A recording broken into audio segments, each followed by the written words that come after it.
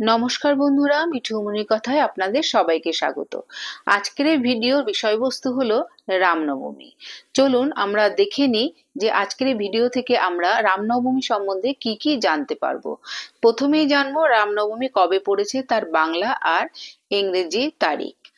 আর তার সঙ্গে জেনে নেব রামনবমীর পূজা কেন করা হয়।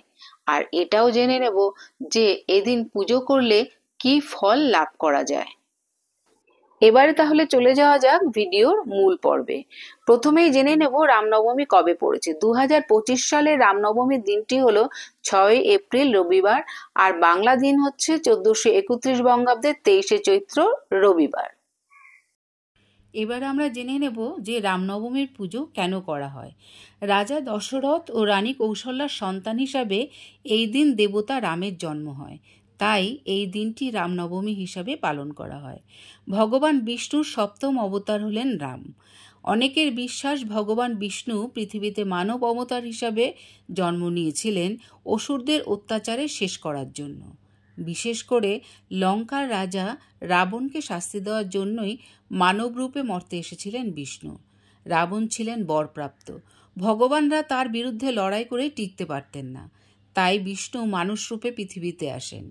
পৃথিবীতে ধর্মরক্ষার জন্য রাবণকে যুদ্ধে পরাজিত করেন তিনি।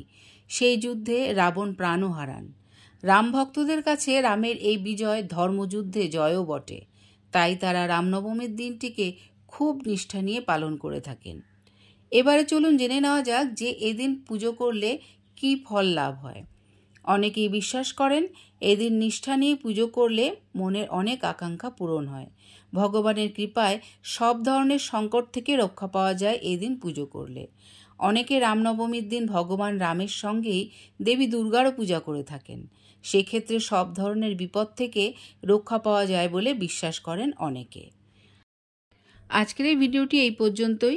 যদি ভিডিওটি ভালো লেগে থাকে তাহলে অবশ্যই একটি লাইক, কমেন্ট ও শেয়ার করার অনুরোধ রইল। দেখা হচ্ছে অন্য কোনো ভিডিওতে, অন্য কোনো পর্বে। ততক্ষণ পর্যন্ত সবাই ভালো থাকবেন, সুস্থ থাকবেন, এই কামনাই করি।